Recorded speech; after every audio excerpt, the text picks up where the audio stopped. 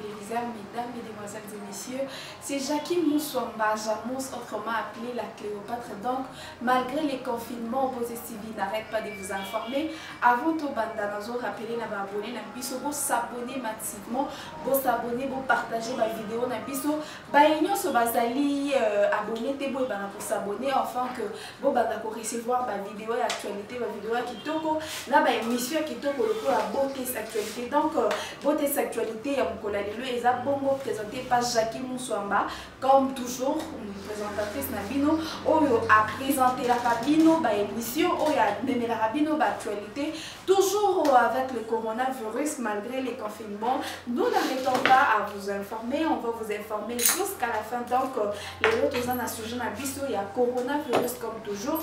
Sujet vaste, oyo ezonyo pour la penza monde entier, oyo ezonyo pour la peuple congolais, oyo ezonyo pour la diaspora, oyo ezonyo pour la ebele ya bato, oyo bazana monde entier en tout cas. Dozo yebate qu'est-ce qu'il faut faire pour ce coronavirus en tout cas. Et en gros, na mukola lelo, je ne suis pas seule sur ce plateau, j'ai le plaisir de recevoir pour vous le manager Gabriel Jogaps, comme j'aime bien l'appeler, qui a le plaisir de répondre à nos questions. En tout cas, je m'en vais saluer Jogaps. Bonjour Gabriel. Bonjour Jean-Mous.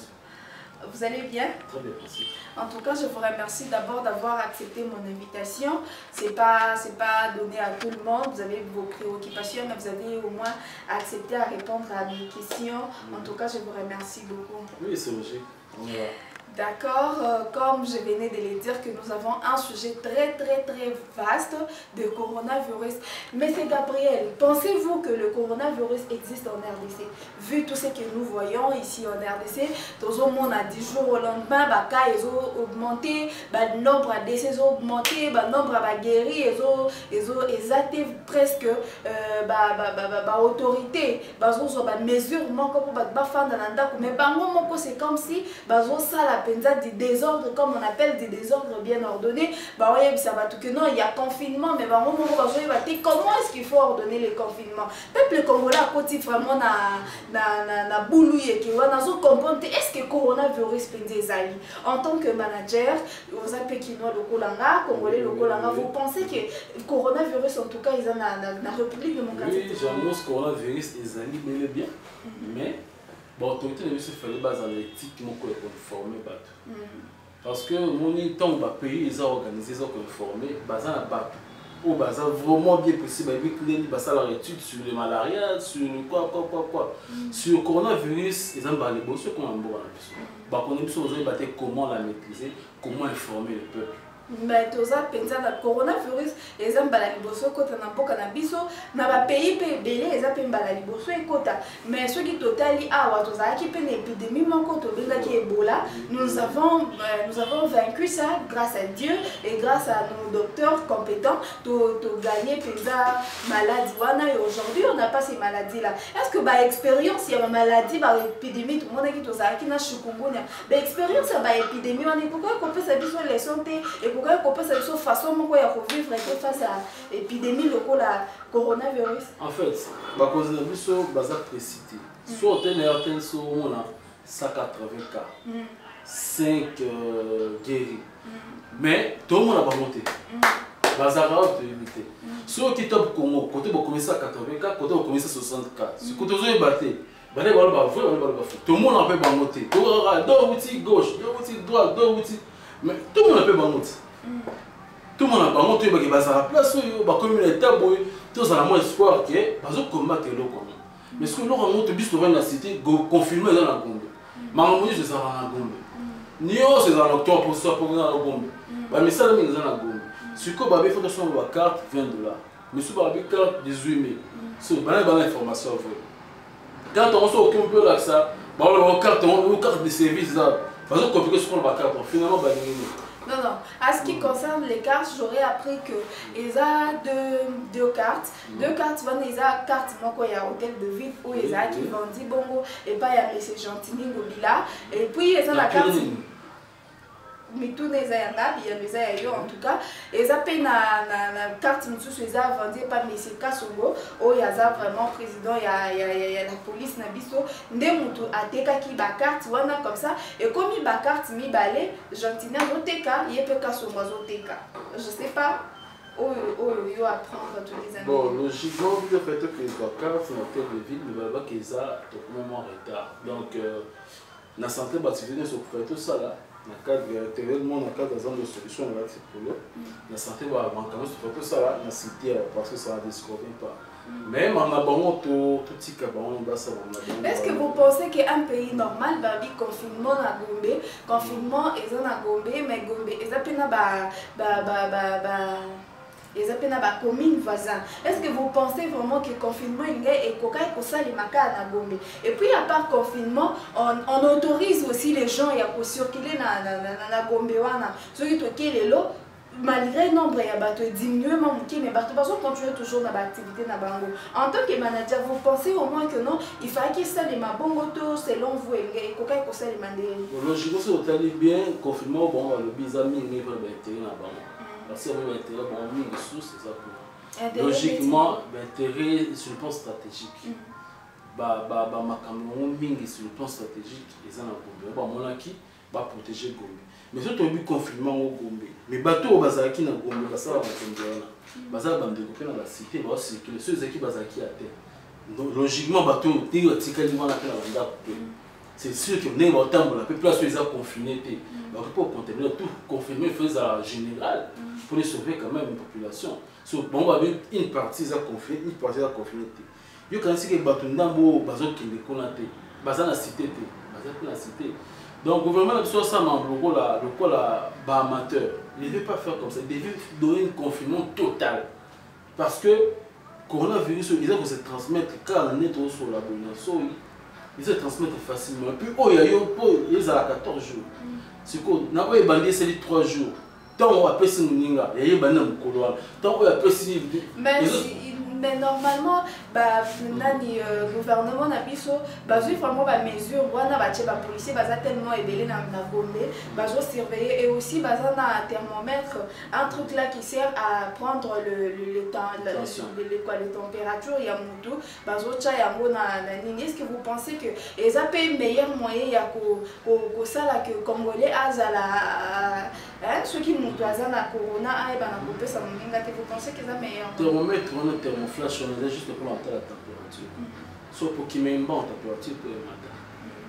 Donc, ils ont un moyen approprié au tel virus sur le plan scientifique. Bon, ça m'a dit de manière amateur. Il ne fait pas ça à la logiquement, thermomètre, voilà, il fait pas ça à côté. Bon, expert en matière d'autres mais bazo ticket s'exprimer. Bazo styler le rôle à moi combat et mon corps à le bar mais il fallait avoir une équipe au bar de ça sur le terrain. Mais il y a que le docteur Mouye bazo s'exprimer à sa pena équipe nae bazo ça na bango comme normalement comme il faut. Oui, non comme il faut mais sauf pour le thermomètre pour empêcher propagation à virus. Ils ont vraiment solution parce que thermomètre on a attaqué qui bon je te dis attaque fièvre ils ont virus coronavirus sauf que cette température pour les matins. Ils ont un moyen pour pouvoir faire battre sur le terrain pour bailler bako. Quand la coronavirus et puis dès qu'ils ont confiné ça partout dans le pays. Mais dernièrement, tout le monde que le peuple congolais qui a signé Makasi, qui voir le président de la République, qui peut le ministre va travailler et pour intérêt à peuple congolais. Qui critique le confinement, on a totalité continuer. Pourquoi? Parce que le peuple moussous, ça qui va provisionner normalement comme il fallait et on va mesure. Tout ça, par exemple, le 8, toi, le 8, soit par exemple, le 11e mois, il y aura confinement total. Le 2, c'est préparé à conséquent. On va bien confinement il y a 4 jours, par exemple, tu as le 8, tu vas confirmer dans le 10. C'est qui a un mouvement en boca. Maintenant, nous savons bien que nos Congolais vivent en ato 10 jours, des tibamotard à 10 000 et l'eau, na poko nango azoni na mo boule na foufou, de que maman badunda, basala bongo, bata pharmacie, tout le monde. Et vous pensez que non seulement balobi à dans 4 jours wana, na 4 jours wana des moutons sala azwa ba mesure ya ko bomba biloko oyo ko permettre ya lire pendant un mois. Effectivement, oui, quand on va avoir confinement, pour taper petit peu par le par contre, ça par exemple, la cantine publique, au bâti va prier, nous demandons un assez. Les autres, malgré ils ont confinement, mais ils en ont quoi, ils ont qu'à payer nayo, oh que yo sombe loko facilement fait battre ça ba grande d'affaires ba ça mon association lutte contre Covid-19 ba s'associer ba moyen la bon pour baser la tout pour la population parce que bango gouvernement va lutter contre le virus et puis sur le plan stratégique et social bâtir babaye de fonds pour ça un peu commerce base à toute la population de sorte que base à la difficulté à s'approvisionner n'a cause de blou on a bango ya olia de fait base à système on dinga appel de chaque commune mais à chaque coin il y a capital pour la moindre dans la facilité afin d'anda commerce ngazo loko a quelqu'un si comme on qui mazongi sous en confinement ta bango va combattre Covid-19 mais sur bango dinga ça c'est comme si ça leur vient dans la tête à 12h à 12h30 ils publient. Or, c'est pas comme ça que ça devait se faire. Alors, à ce qui concerne les fake news, fake news, autozoyo kandeti, outa ki koleka awa ya Dr Mouyembe alobaki que banda vaccination na République démocratique du Congo. Que pensez-vous sur ces manières de communiquer, manière ya communiquer ya Dr Mouyembe? Est-ce que message nae après ce qui message nae là qui vraiment bien alobaki que on va commencer ya ça va vaccin ailleurs et après RDCP a parmi les pays où participer à la vaccination. Mais le peuple congolais tellement accompagné tellement que français accompagné que on peut bien. Que pensez-vous de ces manières là de communiquer de Dr Mouyembe? Bon, en tout cas, vraiment, mon information dit que couper sa vaccin, c'est pas mauvais. C'est bien couper sa vaccin. Mais est-ce qu'il faut que le vaccin, est-ce qu'il y a vraiment des appropriés?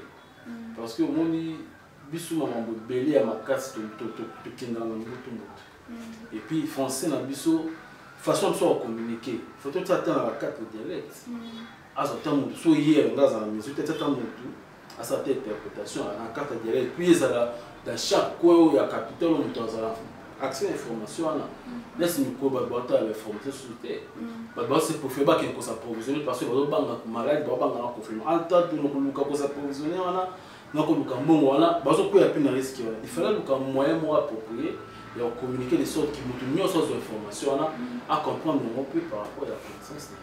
En tout cas, comme Bongo na suka émission na biso, je sais pas ceux qui osent moi quelque chose oyo na tuna kité na la question nanga ou osent na posa peut-être il y a pour participer que contribuer dans mon quatre émission oyo et cause à la paix bénéfique pour na ba abonné na biso pe na bato o balanga biso partout dans le monde.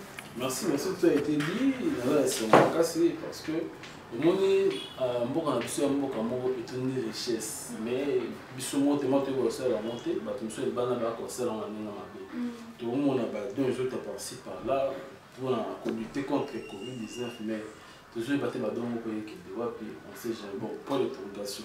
Mais on se conseille entre Bissot, la population de les mesures hygiéniques qu'on va préciser vraiment efficaces. Lingo bima on se connaît beaucoup détergents même détergents mais à ça vraiment là on se connaît vraiment zoami là beaucoup parce qu'on sait jamais et bon bateau bazana la savanté bateau bazana la savanté bon carte savoir mais kata bon ça tête moi pas kata kata mais bon ba communiquer parce que Covid-19 les allées exister vraiment. Merci beaucoup. En tout cas, Tokomi Bongo dans Souka émission, na manager Gabriel, non, moi quelques minutes, on peut savoir salutation, nayo, so poser la message, on peut ça un peuple congolais. Tu peux profiter de cette occasion pour passer ton message. Merci beaucoup, merci. Tous dans la zone de solution, l'Antaline de réseau de missiles, la base confinée, mais bien sûr, toujours à moyen que vous commandez la www.zonedesolution.com, vous commandez n'importe quel article alimentaire ou électroménager, tout ça fonctionner de 24 h jusqu'à 24 h. Et puis merci bien à Botes TV, merci à Mutaza Simana Bisso. En tout cas, coup de chapeau, malgré le confinement, tout travaille toujours. Merci beaucoup à Jamous.